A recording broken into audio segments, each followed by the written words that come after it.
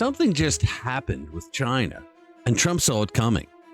While the media is panicking about bonds and tariffs, what you'll soon find out is that Trump may have set the ultimate trap. This isn't just a trade dispute, guys. This is a full-on financial war, and guess what? America's finally fighting to win. While we go through this, don't forget that all of this started because Trump simply asked China to participate in free and fair trade and stop ripping us off. In this video, we're breaking down how China's bond sell-off is less of a punishment and more of a panic move, and why Trump's economic strategy might just be the most brilliant counterpunch in modern history. Let's get into it. Hey guys, welcome back to the channel. Look, if you haven't already, join the RPW Media family and become a subscriber to the channel. Hit that notification bell and smack the like button because it helps us get our message out to more people who need to hear it. All right, let's just call this what it is. China's having a financial meltdown because President Trump finally did what every other president was too scared to do. He called their bluff, and now they're scrambling, selling off U.S. bonds in what's being dubbed as the economic nuclear option. But here's the twist. China's nuclear option with U.S. bonds, it's blowing up in their face. Why? Because Trump made it clear, fair trade or no trade. Beijing slapped a massive 125% tariff on all U.S. goods sold in China. That's retaliation after Trump hit China imports with a whopping 145% tariff. That's not weakness. That's Main Street leadership. And it's working. Shanghai! Shanghai! Shanghai!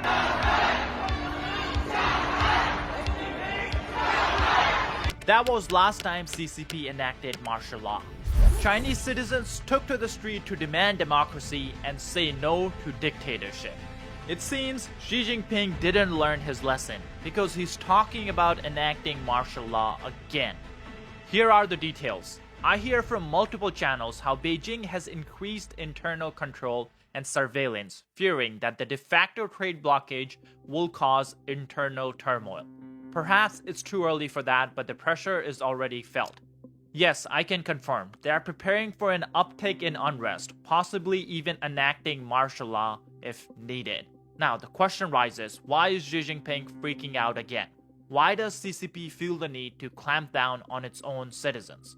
Well, that has to do with this trade war and how badly the Chinese economy is already suffering.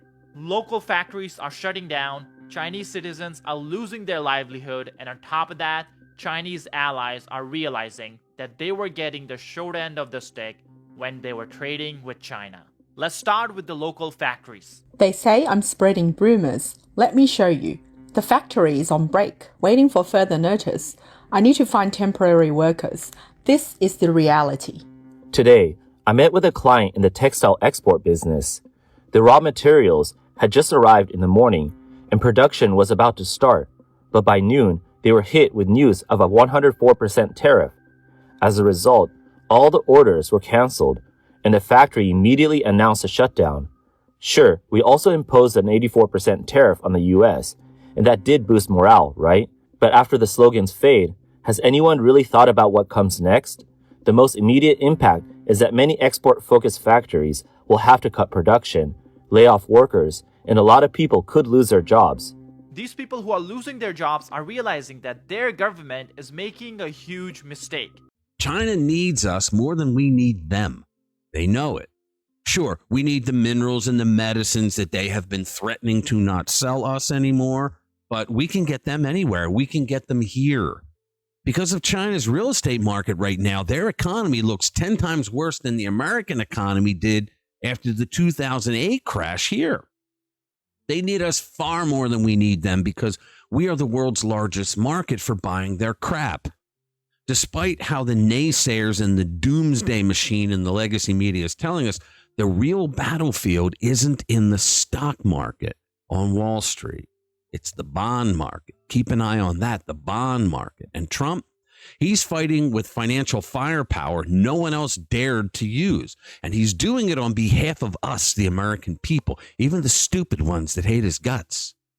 And when Trump moves, the bond market moves because real power is financial, and he understands that. This is where things get interesting. China selling U.S. bonds sounds pretty scary, right? We've known for years that they have been buying our bonds. They stopped some time ago, but we knew that they would try to pull something like this.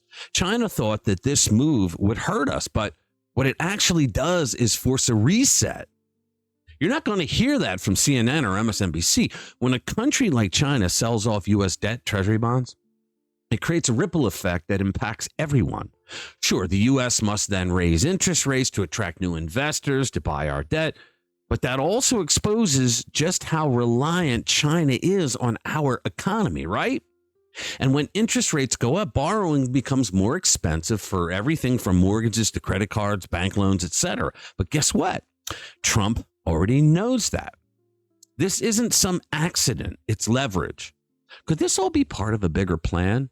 Could this be part of a bigger strategy? Possibly. One designed not to crash the market, but to corner China financially, much like the UK was cornered during the 1992 pound crisis, if you remember that.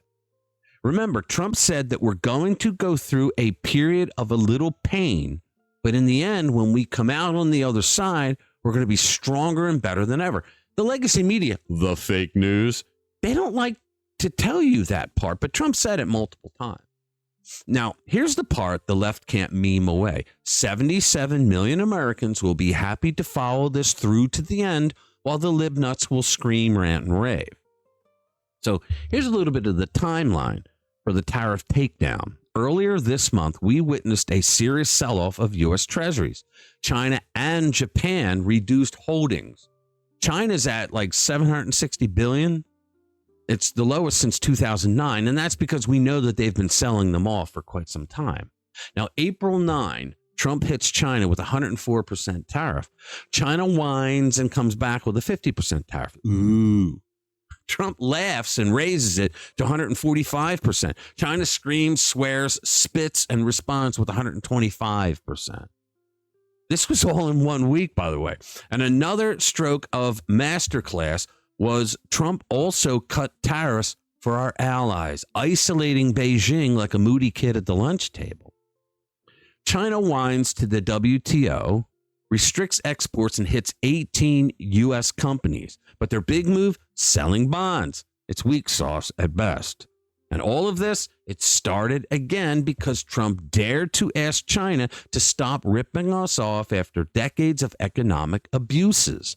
Trump had the almighty gall of asking China for free and fair trade like he did everyone else.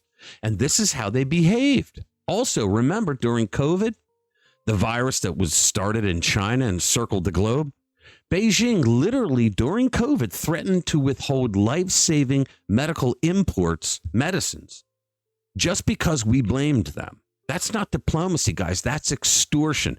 China now expects the world to choose its side over the United States when it comes to trade. But their response tells a much deeper story, doesn't it? Instead of engaging in open, fair negotiations, they lashed out, trying to appear strong while claiming victimhood at the same time, knowing that the libnuts over here at CNN and MSNBC would support the communist side over the United States. They played that one out perfectly, didn't they? And yet, all they've done is show the international community exactly what it looks like when a trading partner dares to ask China for fairness. From China, you get retaliation, not cooperation. That's not a trade policy, guys. That's a warning to the world. When China dumps U.S. treasuries, bond prices fall and yields rise. That's Econ 101. Right on China's cue, the media shouts, financial crisis, but Trump is playing 4D chess. America has $30 trillion in debt. If interest rates spike, the Fed may have to step in with rate cuts. We could see quantitative easing all over again. But Trump already saw it coming. China's got two very ugly choices. Weaken the yuan, their dollar, which helps exports but risks inflation and investors fleeing their markets. Or defend the yuan by selling U.S. dollars and bonds, which is exactly what we're seeing now. So pick your poison, Xi. Meanwhile, Trump stays focused on protecting the U.S. economy and putting America first. Here's a fun fact. America has to refinance $9 trillion in debt in 2025. Steady leadership matters, not globalist mumbo jumbo. And that's because of the spending by all of our past leaders. Investors are backing off. They're waiting. Yields spike, mortgage rates rise, and panic over national debt sets in. Now, who's calm? Trump. This is a financial war, and Trump's holding the bigger stick. No missiles, just money. And America's holding the bigger wallet as well. If China keeps pushing, U.S. interest rates rise. Fed restarts quantitative easing, full financial decoupling, two rival financial systems. That's what they want. They want to be the top world reserve currency. It's not going to happen. That's a nightmare scenario, by the way. So ask yourself this. Who do you want leading the charge against Beijing? A fighter like Trump, who has always fought for America first? Or weak European types who fold like a lawn chair? Trump is not crashing our economy. Despite what the lib nuts on the left and all the fake news media people are telling you, when the hell has Donald Trump, when has he ever tried to trash the American economy? He's resetting it. And in doing so, he's showing the world that America doesn't get pushed around anymore. Now, this is what Main Street leadership looks like. And when the dust settles, America will stand taller, stronger, and freer than ever. All right, thanks for watching. Hit that notification bell if you want to be kept up to date with the global power moves and America First leadership. I'll see you in the next one. That's just the